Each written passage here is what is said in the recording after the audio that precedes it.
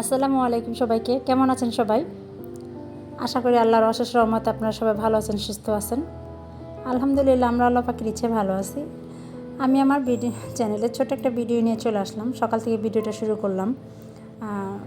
আশা করব আপনারা লাইক দিয়ে শুরু করবেন ভিডিওটা।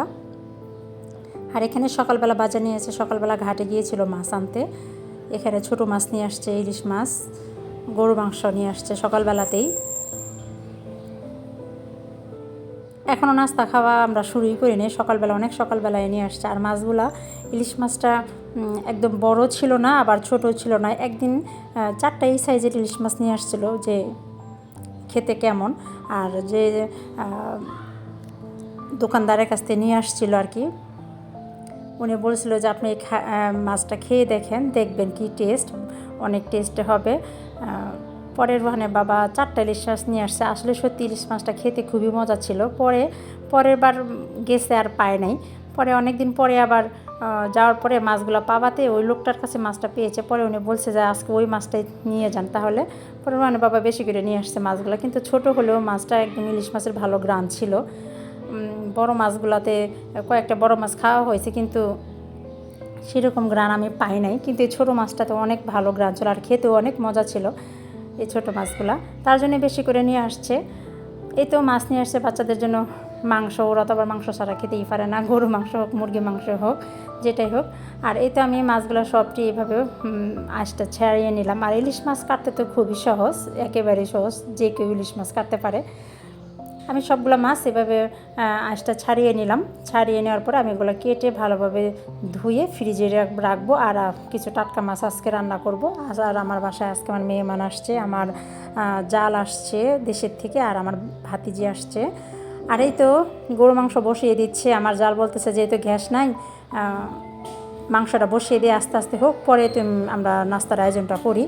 আর মাংস রান্নার দায়িত্ব রোহানের বাবা দিয়েছে ভাবি রান্না অনেক মজা, মানে খুবই মজা করে ভাবি রান্না করে। আর এই তো এক এক করে সব মশলা দিচ্ছে আর মাখাচ্ছে, মিশাচ্ছে। আমি বলতেছি যে তুমি এতক্ষণ লাগে মাখার কি আছে? বলতেছে তুমি মাংসটা এভাবে যতক্ষণ মাখবা দেখবা যে তরকারিটা আরও বেশি মজা হবে। সে আমাকে টিপস দিচ্ছে আর কি। আমি বললাম কি যে এত সময় নাই, আমি তো ঝটপট করে সব কিছু করে ফেলি। এই তো এক এক করে মশলা দিচ্ছে আর ভাবে আস্তে আস্তে অনেকক্ষণ লাগিয়ে এটা মাখিয়েছে।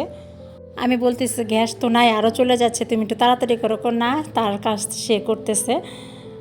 এই তো সব মশলাগুলো দেওয়ার পরে সে অনেকক্ষণ মাখিয়ে কিছুক্ষণ রেখে দিয়েছিল, তারপরে সে চুলায় বসিয়েছে। কিন্তু মাংসটা খেতে যে কত টেস্টি হয়েছিল সেটা বলে শেষ করা যাবে না।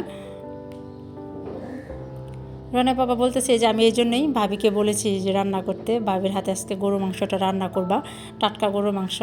এমনিতেই তো টাটকা মাংস রান্না করলে খুবই মজা হয়, তার জন্য এই তো ভাবির হাতে রান্না খাবে সবাই আজকে। আচ্ছা, আমি এক চুলায় মাংসটা বসিয়ে দিলাম। আর এই তো সব মাছের কাজ শেষ করে আমরা নাস্তার আয়োজন করতেছি। পরোটা বানাচ্ছে আজকে, পরোটা দিয়ে চা দিয়ে খাবে। আর আমার ঘরের তো বিচ্ছুরা ছোটো বড়ো সবাই ঘুমাচ্ছে ওরা। আর একদিন তো বন্ধের দিন হলে তো কোনো কথাই নেই, যদি স্কুল বন্ধ থাকে তাদের রাত্রেও পড়ালেখা নাই, সকালবেলা তারা দেরিতে উঠবে। ওরা ওঠার আগেই আমাদের নাস্তাটা আমরা সেরে নিচ্ছি। এক একজন এখনও ঘুমাচ্ছে, রোহানে বিছানাতেই আছে, সাফিনে ঘুমাচ্ছে। এদিকে আমরা আমাদের নাস্তাটা শেষ করে নিব, ওরা উঠলে পরে ওদের জন্য নাস্তা দিয়ে দিব। আজকে যদি আমার ভিডিওটা আপনাদের কাছে ভালো লেগে থাকে তাহলে আপনারা চাইলে একটা লাইক দিতে পারেন। আর যদি আপনি আমার চ্যানেলে নতুন হয়ে থাকেন তাহলে আপনারা চাইলে আমার চ্যানেলটা আপনারা সাবস্ক্রাইব করে নিতে পারেন। আমার ভিডিওটা যদি আপনারা আমার ফেসবুক পেজ থেকে দেখে থাকেন তাহলে আপনারা চাইলে আমার ফেসবুক পেজটা ফলো দিতে পারেন। যারা অলরেডি কাজগুলো করে ফেলেছেন তাদেরকে অসংখ্য ধন্যবাদ। এই তো এখন সকাল কিন্তু 11টার সময় আমি রুমে আসছি, দেখি যে এখনও তারা ঘুমাচ্ছে। সাফিনে তো ঘুমাচ্ছেই, দেখেন কি অবস্থা ঘুমের। তাদের নাকি ঘুম ভাঙতেই চায় না, তারা নাস্তা খাবে কখন, 11টা বেজে গিয়েছে, ওষুধ খাবে কখন। তো এই চিল্লাফাল্লা আমি করতেছি তোমরা ওষুধ খাবে কখন, এখনও তোমরা ঘুমের থেকে উঠোই নাই। আর সকালে সাফিউনের বাগানে পানি দেওয়ার কথা ছিল, আর এই পানিটা যদি আমরা কেউ দিয়ে ফেলি তাহলে তো ঘরের কোনো অশান্তি শেষ থাকবে না। তার জন্য এটা ওর জন্য রাখা হয়েছে। সেটা আমি ওকে ডেকে বললাম যে তুমি না বাগানে পানি দিবা, পানি তো দেওয়া হয় নাই। আর আমি পানির কলটা ছেড়ে এসে পাইপটা দেখি পানি দিতে পারে কিনা, এই মুহূর্তে সে এসে চিল্লাফাল্লা হাল্লা করতেছে, না আমি দিব, তুমি চলে যাও। আমি পাইপটা রেখে চলে যাব।